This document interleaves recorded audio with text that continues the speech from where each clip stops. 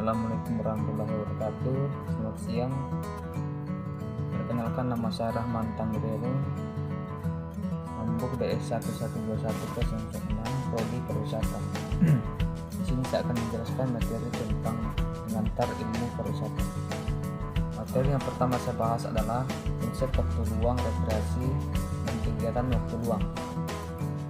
Rekreasi dan waktu luang memiliki banyak arti berdasarkan pengalaman dan perspektif individu. Rekreasi didefinisikan dari perspektif individu itu bisa termasuk menonton TV, menghadiri opera, berski jumping, memotong rumput, membawa anak-anak ke kebun, bermain catur, menonton musik, dan menulis buku, atau apapun yang dipilih seseorang untuk membuatnya. Ahli teori waktu luang berjuang untuk menyetujui apa yang disebut jenis pengalaman ini. Apakah rekreasi waktu luang, waktu bersenggang, waktu yang tersedia, kreativitas, egoisme, dan hedonisme?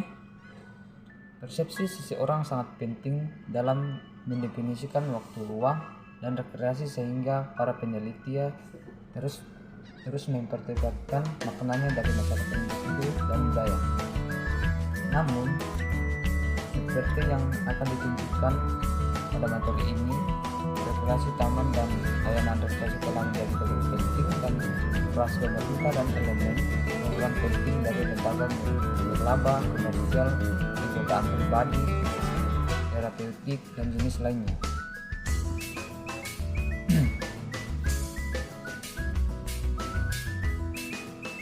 Secara umum, pariwisata atau English tour diartikan sebagai perjalanan menuju tempat-tempat yang memiliki nilai-nilai estetis, sejarah, hiburan, dan lainnya yang dapat memenuhi harapan pelaku perjalanan atau wisatawan atau turis.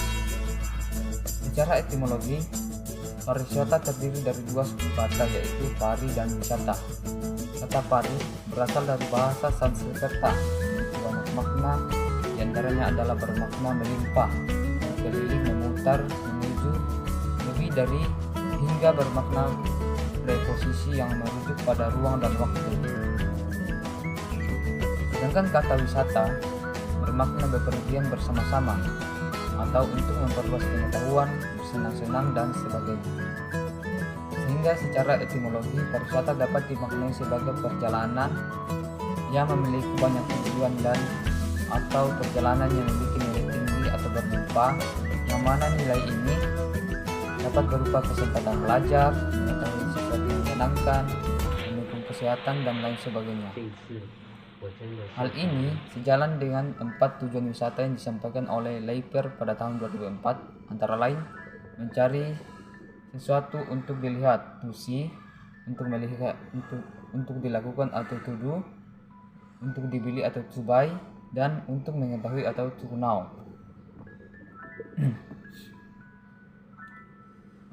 Kemudian dampak positif dan negatif kepariwisataan. Pengertian dampak. Pada dekade akhir, industri pariwisata Indonesia memiliki prospek yang menggiurkan. Hal ini didukung oleh potensi sumber daya wisata alamiah yang sangat heterogen, baik yang terdapat di daratan maupun di lautan. Perkembangan pariwisata yang masif pada suatu daerah yang dikunjungi oleh wisatawan yang memiliki latar belakang memberikan dampak dan tidak bisa dihindari. Dampak menurut KBBI pada tahun 2021 adalah pengaruh kuat yang mendatangkan akibat baik negatif maupun positif. Dengan demikian, dampak pariwisata dapat didefinisikan sebagai pengaruh perkembangan pariwisata di suatu daerah atau destinasi wisata, baik bernilai positif maupun negatif bagi masyarakat lokal, wisatawan, dan pelaku industri pariwisata lainnya. Dampak tersebut berskala lokal, regional, nasional, maupun internasional. Dampak pariwisata pada masing-masing destinasi wisata berbeda.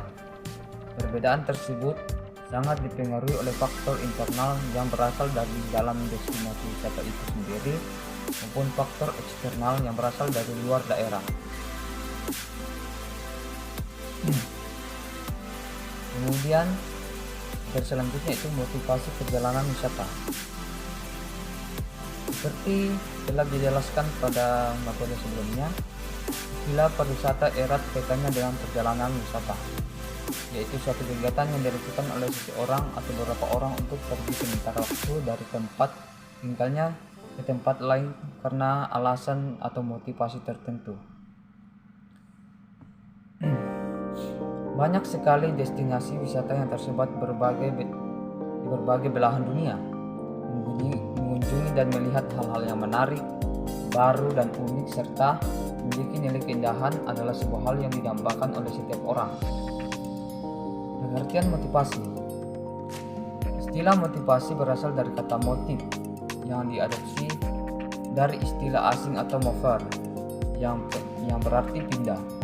Kata mover dalam bahasa Inggris sepadan dengan istilah motivation yang artinya adalah pemberian atau faktor yang berasal dari destinasi atau objek wisata itu sendiri. Perjalanan wisata memiliki manfaat yang antaranya dapat menjadi wahana penyelenggara bagi wisatawan, dapat mengembangkan wawasan, wahana, realisasi diri dan sumber kebahagiaan. Kemudian materi selanjutnya itu faktor-faktor yang mempengaruhi perjalanan wisata. Pariwisata ini sudah menjadi industri yang menjanjikan akan menghasilkan devisa yang besar untuk negara menjadi destinasi wisata tersebut. Bank Indonesia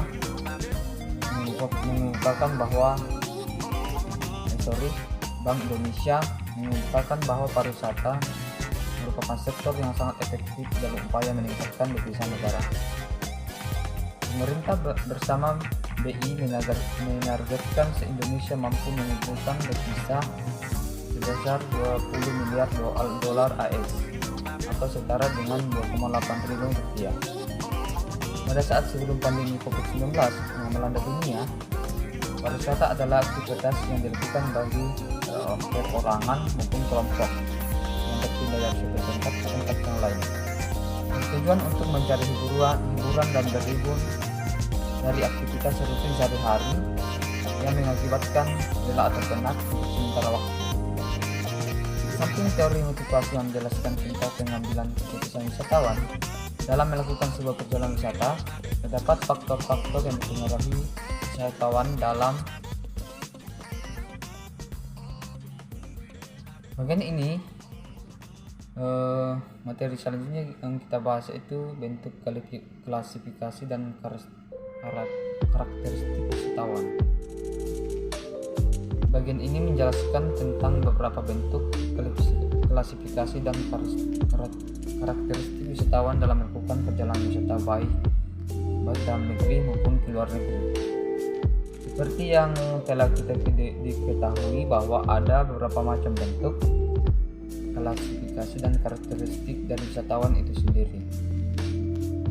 Secara garis besarnya, pada bab ini akan membahas pada materi ini kita akan membahas tentang apa itu wisatawan atau turis. Tujuan dan harapan dari para pembaca adalah dapat mampu membedakan, menggolongkan, dan menjelaskan perbedaan dari beberapa macam bentuk klasifikasi dan karakteristik wisatawan yang ada dalam melakukan perjalanan wisatawan.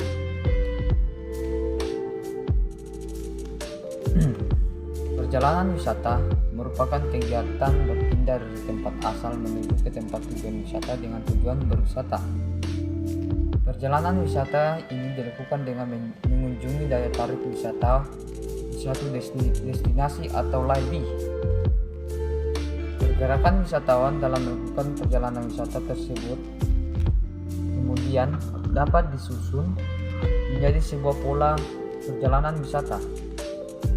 Menurut Ditjen PDP pada tahun 2012, pola perjalanan wisata merupakan suatu pola yang disusun melalui identifikasi dan pemetaan keanekaragaman daya tarik wisata, sarana dan prasarana yang mendukung, aksesibilitas, durasi kunjungan wisatawan, serta jarak menuju daya tarik wisata.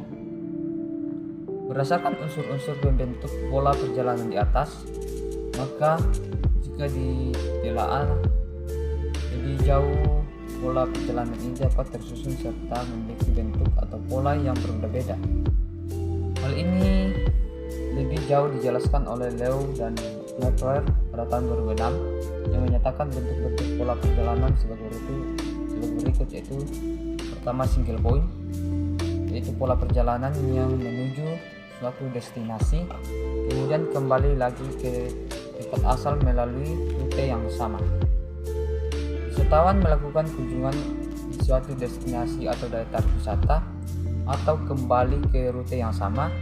Adapun pola ini diberi nama direct route atau single destination. Kemudian materi yang selanjutnya itu mengenal produk wisata dan komponennya. Perjalanan wisata sebenarnya merupakan salah satu cara belajar yang baik karena pelakunya dapat mendapat kesempatan untuk mengenal kondisi nyata yang ada di lapangan dengan cara yang lebih menyenangkan. Pada kenyataannya, bukan hanya perjalanan itu sendiri yang menarik, tetapi juga pengalaman yang dapat didapat oleh setiap panca indera manusia, menjadikan perjalanan wisata dalam sebagai pembelajaran baru. Usaha pariwisata menurut Undang-Undang Nomor 10 Tahun 2009 tentang kepariwisataan meliputi antara lain daya tarik wisata, kawasan pariwisata, jasa transportasi wisata, jasa perjalanan wisata, jasa makanan dan minuman, penyediaan akomodasi, penyelenggaraan kegiatan hiburan dan rekreasi, penyelenggaraan pertemuan, perjalanan insentif, konferensi.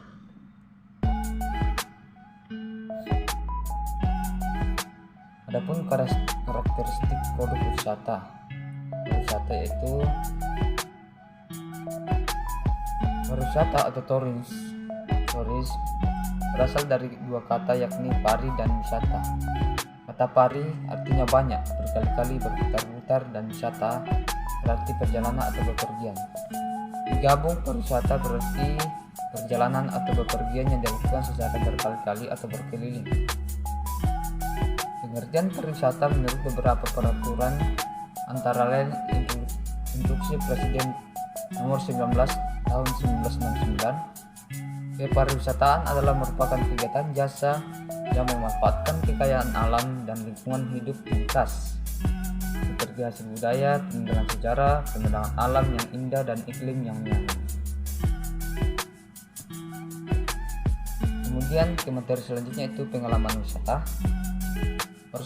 Pariwisata adalah sektor di mana terjadinya pertemuan intensif antara wisatawan dan penyedia jasa wisata bertemu secara erat.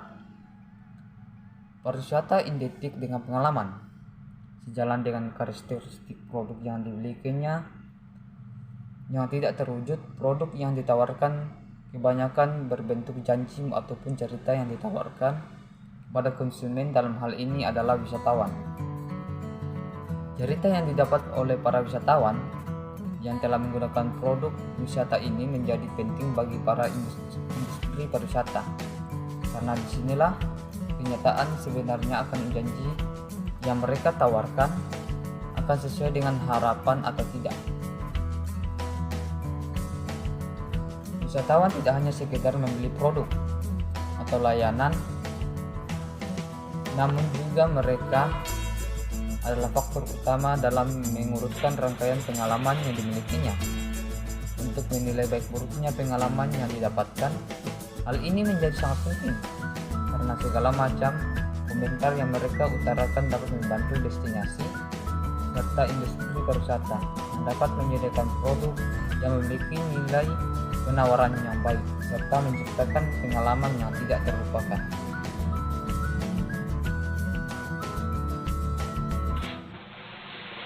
Kemudian materi yang terakhir yang saya akan bahas yaitu konsep dan teknik pelayanan wisatawan. Halal tourism konsep. Indonesia sebagai negara tropis merupakan negara yang penuh dengan keberkahan. Banyak keberkahan yang telah diberikan oleh Sang Pencipta yang meliputi sumber daya alam yang melimpah, tanah yang subur, iklim yang bersahabat, suku budaya dan adat istiadat yang beraneka ragam yang serta alam yang indah. Tentunya, keberkahan yang telah dilimpahkan ini harus dimanfaatkan dengan sebaik-baiknya, meningkatkan kesejahteraan masyarakat, dan juga harus menjaga kelestariannya. Salah satu modal yang digunakan untuk meningkatkan kesejahteraan masyarakat Indonesia yang relatif mudah untuk diperdayakan dan dikelola oleh keindahan alam Indonesia dan keanekaragaman budaya yang dapat menarik para wisatawan untuk berwisata Indonesia. Nah, sekian materi yang saya dapat jelaskan pada kesempatan ini. Jika ada kata-kata yang salah, mohon dimaafkan. Assalamualaikum warahmatullahi wabarakatuh. Sukses dan salam sehat.